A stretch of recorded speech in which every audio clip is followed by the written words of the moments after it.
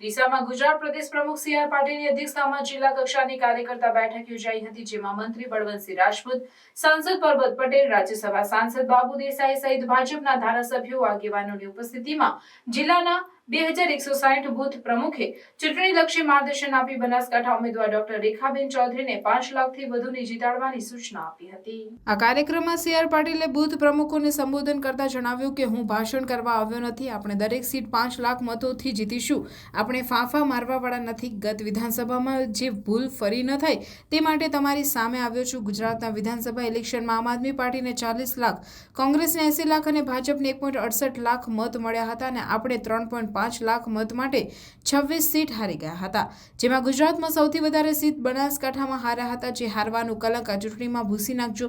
વધુમાં તેમણે જણાવ્યું હતું કે બૂથ પ્રમુખની નીચે 14 લોકોની સમિતિ છે, દરેક પેજ પર 150 લોકો છે।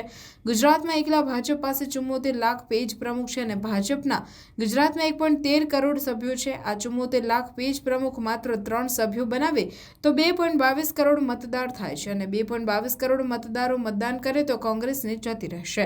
આપણે 45 લાખ ઝંડી બનાવી છે, જે ઘરે ઘરે લગાવવાની છે। કાલે સ્થાપના દિને સવારે 8 વાગે પેજ કમિટીના સભ્યોને મળી વંદન કરી વૃદ્ધ અને દિવ્યાંગ લોકોને મતદાન કરાવવા માટે ઘરેથી વ્યવસ્થા કરાવો અને 2 કલાકમાં 10 ઘર પતી જશે અને મત ભાજપની તરફેણમાં જશે। તેમજ સંપર્ક અત્યંત જરૂરી છે, લોકોને યાદ કરાવવું પણ જરૂરી છે। બનાસકાંઠામાં ઘરે ઘરે ઝંડી બાંધી કેસરીઓ લહેરાશે તો ભલભલાના હાંજા પડી જશે। ગુજરાતમાં આ વખતે લોકસભાની તમામ બેઠક જીતવાની હેટ્રિક લગાવી તમામ સીટ જીતવાનો સંકલ્પ કરો। વારે વારે જે આપણને નડે છે તેની ડિપોઝિટ પૂરી કરી નાખજો।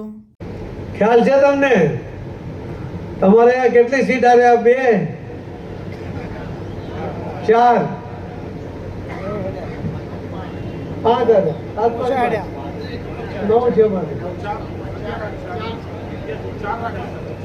આપણે તો અપક્ષ છે, હમણાં તો આપણે આવ્યા જ નહીં, પછી આવ્યા।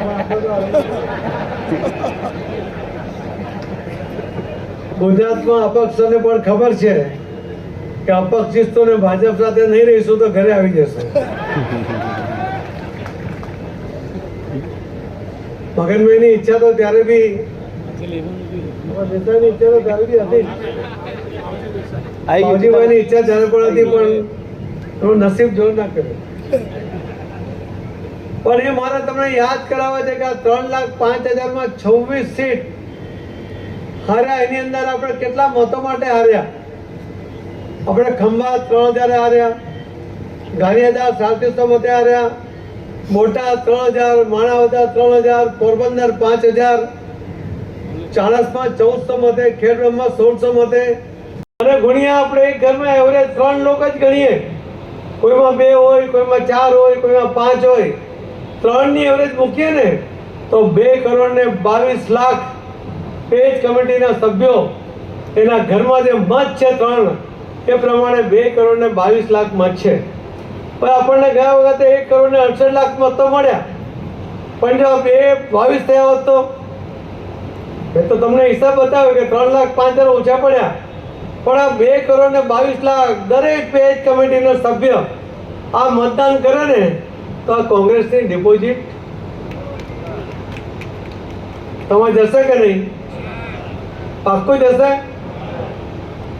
તો આ જે પેજ કમિટીના સભ્યોના ઘરે એનો સંપર્ક કરવા માટે આ બૂથ પ્રમુખો તમારા કમિટીના સભ્યોને કે 14 જણ છે અને 150 તમારા એક બૂથમાં પેજ કમિટીના સભ્યો છે, એ એક પેજ પર 5 આવા 2 પેજ એ લોકોને તમે આપી દો, એટલે આ 14 જણ પાસે 28 પેજ જશે।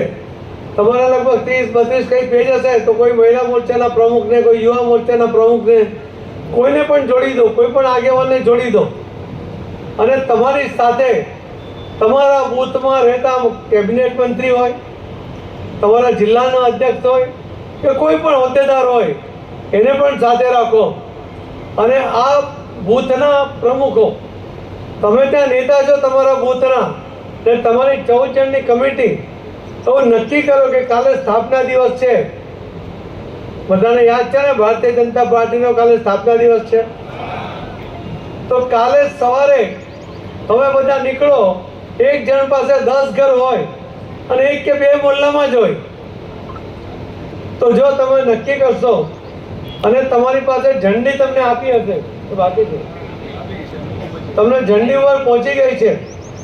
તો આ દરેક સભ્ય 14 લોકો અને બીજા આગેવાનો આ 10 નામ લઈને કાલે સવારે 8 વાગે નીકળે, પેજ કમિટીના સભ્યોને ઘરે જઈને એના ઘરે ઝંડી બાંધે. એક તો પોતાની હાજરીમાં બાંધે અથવા તો પોતે બાંધે. લગભગ આપણે 45 લાખથી વધુ આ ઝંડીઓ એ બનાવી છે. ત્યારે આ ઝંડીઓ તમારે દરેક જણના ઘરે બંધાય એ પ્રયત્ન કરવાનો છે.